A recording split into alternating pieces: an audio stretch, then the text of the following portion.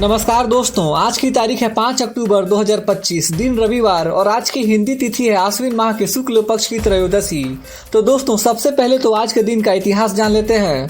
5 अक्टूबर को दुनिया भर में विश्व शिक्षक दिवस मनाया जाता है, जो शिक्षकों के योगदान को सम्मान देता है। इसकी शुरुआत सन 1994 में हुई थी। 2011 में आज ही के दिन भारत में दुनिया का सबसे सस्ता टैबलेट पीसी आकाश 2250 रुपए की कीमत में लॉन्च किया गया था। तो दोस्तों, ये था आज के दिन का इतिहास। तो चलिए अब जानते हैं आज की देश भर की सबसे बड़ी खबरें। दिल्ली से प्रधानमंत्री मोदी ने युवाओं के लिए 62,000 करोड़ रुपए की मेगा योजना लॉन्च की है। इस योजना के तहत देश भर के आईटीआई संस्थानों को अपग्रेड किया जाएगा और युवाओं को रोजगार के नए अवसर मिलेंगे। कार्यक्रम कौशल दीक्षांत समारोह में मोदी ने कहा कि भारत के युवा देश के भविष्य की ताकत है। उन्होंने बिहार को इस योजना में विशेष प्राथमिकता देने की बात कही है।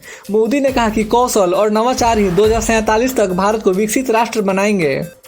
बिहार में चुनावी माहौल गरमाते हुए प्रधानमंत्री नरेंद्र मोदी ने कांग्रेस और आरजेडी पर जमकर निशाना साधा। उन्होंने कहा कि उनके शासन में बिहार की जड़ें कीड़ों से संक्रमित हो गई थीं और युवाओं को पलायन करना पड़ा। मोदी ने कहा कि आज नीतीश कुमार की सरकार राज्य को विकास की राह पर लौटा रही है। उन्होंने युवाओं से अपील की कि वे जाति और परिवारवाद की राजनीति से ऊपर उठकर विकास को चुनें। दिल्ली में भाषण के दौरान प्रधानमंत्री नरेंद्र मोदी ने राहुल गांधी पर परोक्ष हमला बोला।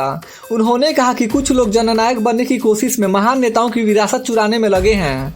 मोदी ने कहा कि कर्पूरी ठाकुर जैसे नेताओं का सम्मान नकल से नहीं बल्कि सेवा और समर्पण से होता है। उन्होंने शिक्षा व्यवस्था की दुर्दशा के लिए भी आरजेडी शासन को जिम्मेदार ठहराया और युवाओं से सच्चे नेतृत्व को पहचानने की अपील की है।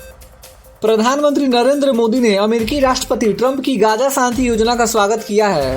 मोदी ने इसे एक महत्वपूर्ण कदम बताया और कहा कि भारत हर उस पहल का समर्थन करता है जो स्थायी शांति की दिशा में आगे बढ़े। उन्होंने कहा कि भारत हमेशा विश्व शांति, सहयोग और मानवता के साथ खड़ा रहेगा। मोदी की इस प्रतिक्रिया को अंतर्राष्ट्रीय स्तर पर सराहा जा रहा है। रूस के राष्ट्रपति पुतिन ने भारत यात्रा की घोषणा की है और पीएम मोदी को मित्र कहा है। उन्होंने कहा कि भारत और रूस के बीच संबंध दशकों से भरोसे पर टिके हैं और दोनों देश मिलकर वैश्विक स्थिरता को मजबूत करेंगे। पुतिन ने अमेरिका को चेताया कि वह भारत को रूस से तेल खरीदने पर दबाव न डाले। मोदी और पुतिन की यह मुलाकात दोनों देशों के आर्थिक और रक्षा संबंधों को और मजबूत करेगी।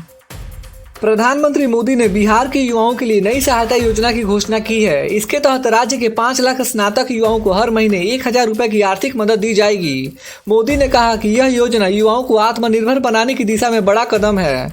उन्होंने कहा कि केंद्र और राज्य मिलकर शिक्षा और रोजगार दोनों को सशक्त करेंगे। बिहार के छात्रों ने इस घोषणा पर खुशी जताई है और इसे बदलाव की शुरुआत बताया। टेक्नोलॉजी के क्षेत्र में आत्मनिर्भरता को बढ़ावा देते हुए मोदी सरकार ने स्वदेशी ऐप्स को प्रोत्साहन देने का निर्णय लिया है। अमेरिकी कंपनियों गूगल और माइक्रोसॉफ्ट के विकल्प तैयार करने के लिए भारतीय डेवलपर्स को बढ़ावा दिया जाएगा। मोदी ने कहा कि भारत को डिजिटल स्वतंत्रता की जरूरत है और आने वाला दशक भारत टेक का होगा। विशेषज्ञों का कहना है कि यह कदम डिजिटल इंडिया मिशन को नई ऊंचाई देगा और स्टार्टअप्स को बड़ा मौका मिलेगा। प्रधानमंत्री नरेंद्र मोदी ने स्वतंत्रता संग्राम के महान नायकों तिरुपुर कामरण और सुब्रमण्यम शिवा को उनकी पुण्यतिथि पर श्रद्धांजलि दी। उन्होंने कहा कि इन वीरों ने देश की आज़ादी के लिए अपना जीवन बलिदान कर दिया और हमें उनके आदर्शों से प्रेरणा लेनी चाहिए। मोदी ने युवाओं से अपील की कि वे देशभक्ति को अपने कर्म से साबित करें और भारत को आत्मनिर्भर बनाने में योगदान दें। आरएसएस के 100 वर्ष पूरे होने पर प्रधानमंत्री मोदी ने विशेष डाक टिकट और 100 रुपए का स्मृति सिक्का जारी किया। उन्होंने कहा कि आरएसएस ने समाज को जोड़ने और सेवा की भावना जगाने में बड़ी भूमिका निभाई है। कार्यक्रम में मोदी ने कहा कि संगठन का उद्देश्य राजनीति नहीं बल्कि राष्ट्र निर्माण है। प्रधानमंत्री मोदी ने स्वस्थ नारी सशक्त परिवार अभियान की तारीफ करते हुए कहा कि यह कार्यक्रम देश की महिलाओं के जीवन में सकारात्मक बदलाव ला रहा है। उन्होंने स्वास्थ्य कार्यकर्ताओं और आंगनवाड़ी बहनों की मेहनत को सलाम किया। मोदी ने कहा कि जब देश की महिलाएं स्वस्थ और सशक्त होंगी तभी परिवार और समाज मजबूत बनेंगे। सरकार ने इस अभियान के लिए बजट में विशेष राशि भी निर्धारित की है। भारत ने पहले टेस्ट में वेस्ट इंडीज को इनिंग और 140 रनों से धूल चटा दी है। टीम इंडिया ने 448 रन पर 5 विकेट पर पारी घोषित की थी और वेस्ट इंडीज को 2 बार आउट कर दिया। रविंद्र जडेजा हीरो बने, उन्होंने 4 विकेट लिया और शानदार बल्लेबाजी भी की। इस जीत के साथ भारत ने सीरीज में 1-0 की मजबूत बढ़त बना ली है। क्रिकेट फैंस के लिए ये खुशी का मौका है क्योंकि टीम इंडिया का दबदबा एक बार फिर से दिखा। भारत और चीन के बीच अब दोबारा आसमान खुलेगा। इंडिगो एयरलाइंस ने ऐलान किया है कि 26 अक्टूबर से कोलकाता से गोवा गजो के लिए सीधी उड़ानें शुरू होंगी। कोविड के बाद से ये रूट पिछले 5 साल से बंद था। इस फैसले से बिजनेस और टूरिज्म दोनों को फायदा मिलेगा। कोलकाता भारत का पहला शहर बन गया है जो चीन से सीधे जुड़ रहा है।